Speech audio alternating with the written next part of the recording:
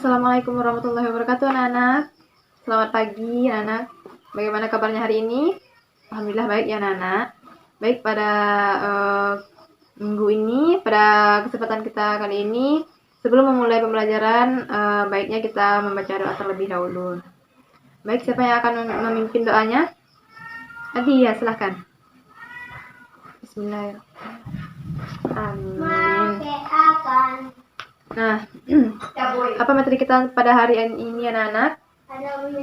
Ya, materi kita pada hari ini tentang masa dakwah Rasulullah pada periode Madinah. Materi minggu lalu masih ingat anak-anak? Ada yang masih ingat? Ya benar, pada minggu lalu kita materinya tentang dakwah Rasulullah pada periode Mekah. Sekarang kita lanjut untuk periode Madinahnya. Nah, sebelum melanjutkan pembelajaran, Ibu akan menjelaskan terlebih dahulu agar anak-anak lebih mengerti. Atau silakan dibaca dulu bukunya. Nanti kalau ada yang nggak tahu bisa tanya ke Ibu. Ya, menjelaskan tentang awalnya ya. Ya. Pada periode Madinah ini, mengapa Rasulullah SAW berpindah atau bisa disebut hijrah ya ke Madinah? Kenapa sampai tiba di Madinah? Itu karena pada masa itu di Mekah ini udah gawat banget anak-anak, udah gawat. Rasulullah umat manusia yang banyak itu, masyarakat Quraisy yang tentunya tidak suka dengan keberadaan Rasulullah SAW beserta dakwahnya dan pengikut beliau, itu mereka banyak terjadi pengancaman seperti yang Ibu jelaskan minggu lalu, bahwasanya ada ancaman terhadap umat Rasulullah, terhadap yang udah memeluk Islam, yang sudah bersama Rasulullah. Jadi di sana tuh para sahabat berpikir berbaiknya kita hijrah ke tempat lain karena udah nggak aman di tempat. Di sana Rasulullah SAW hijrah bersama beberapa sahabat, yang separuh ditinggal, separuh lagi ikut, karena kalau semuanya ikut itu nggak cukup anak-anak. Jadi pada saat itu yang hijrah ada beberapa bersama Rasulullah pergi ke kota Madinah akibat tekanan dan kekerasan dari masyarakat Quraisy di Mekah.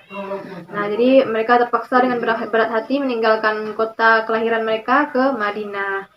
Yang mana Madinah ini sendiri yaitu masyarakat yang banyak masyarakat Yathrib yang telah yang telah memeluk Islam ini. Mereka dengan lapang dada, dengan hati yang luas menerima kedatangan Rasulullah SAW. Rasulullah disambut di sana oleh masyarakat kota Madinah, yang mana waktu itu kota Madinah masih kecil, belum besar. Nah, masyarakat Madinah sendiri merupakan masyarakat yang majemuk, yaitu terdiri dari beberapa kaum muslim. Ada yang kaum muslim yang muhajirin dan ansar, lalu kaum Yahudi dan sekelompok kaum musyrik nih di Madinah ini. Jadi di sana Rasulullah melakukan strategi dakwahnya seperti biasa. Rasulullah menyampaikan dakwahnya dengan lembut, tanpa kekerasan. Apalagi mereka disambut dengan lapang dada ya di sana. Jadi Rasulullah lebih halus lagi kepada mereka. Di sana Rasulullah membangun Masjid Nabawi, yang mana menjadi tempat ibadah sekaligus tempat bersosialisasi. Bukan hanya itu, di sana juga Rasulullah berpolitik, bermusyawarah bersama sahabat-sahabat. Di sana juga bukan hanya sekedar menjadi tempat ibadah, tapi juga tempat berkumpulnya sahabat kaum muslim yang lain di sana. Jadi lalu Rasulullah di sana juga menyusun piagam Madinah, karena sempat terjadinya di sana tuh pergolakan antara dua kaum yang berbeda pendapat nih. Nah, jadi muncullah sebuah tragedi, yang mana di sana Rasulullah membuat piagam Madinah yang berisikan tentang peraturan-peraturan. Pokoknya banyaklah di sana tuh. Bisa anak-anak lihat sendiri di bukunya di sana tuh, piagam Madinah bagaimana, apa saja isinya, poin-poinnya gitu. Dan Rasulullah di sana tuh nggak pilih-pilih. Rasulullah menegakkan toleransi beragama, karena di sana kan belum 100% juga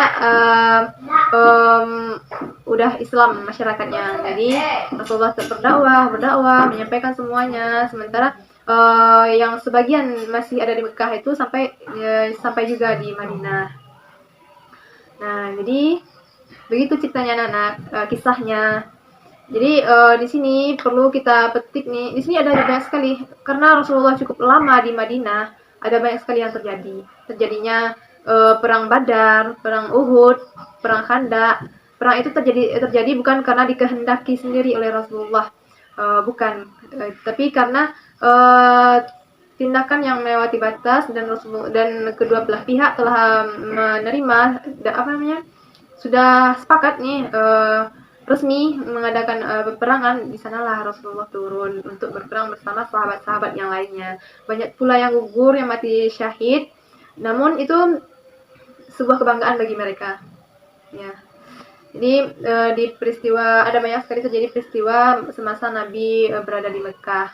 Juga termasuk tuh sampai terjadinya Fathul Makkah.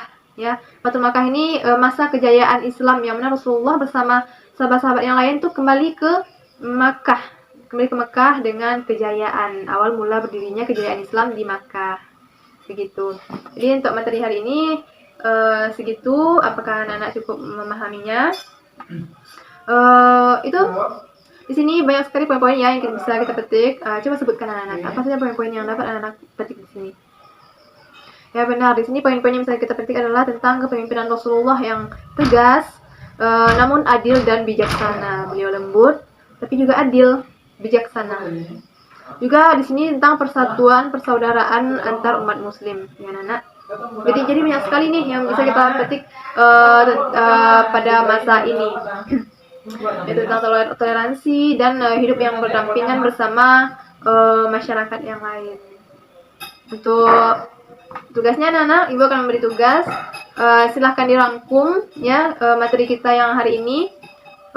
Silahkan dirangkum sebaik mungkin, berikan poin-poin tentang apa saja, dan Ibu harap anak-anak bisa menerapkan dalam kehidupan sehari-hari tentang keteladanan yang dapat anak-anak ambil dari Rasulullah SAW bersama para sahabat-sahabatnya.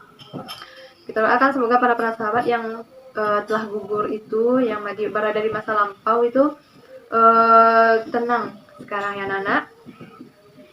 Baik, karena jam kita sudah selesai, tugasnya dikumpul minggu depan.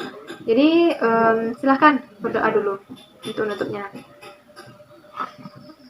Nah, absen semuanya hadir ya anak-anak. Masya Allah selalu hadir ya anak-anak. Jangan sampai kita absen. Kita tuh belajar ini adalah sebagian dari sunnah. Mengapa sunnah? Karena Rasulullah sendiri pun diperintahkan Allah untuk berdakwah, untuk mengajarkan kepada umat-umatnya ajaran Islam. Jadi belajar ini juga termasuk sunnah bagi kita. Ya anak-anak, bukan sunnah, bukan hanya sunnah saja, tapi kewajiban. Sudah kewajiban ini, bukan sunnah saja. Tapi jika kita menautkannya kepada masa Rasulullah, itu juga termasuk sunnah Rasulullah, serta juga kewajiban dari Yang Maha Kuasa. Nah, anak-anak, sekian untuk hari ini. Ibu akhiri. Wassalamualaikum warahmatullahi wabarakatuh.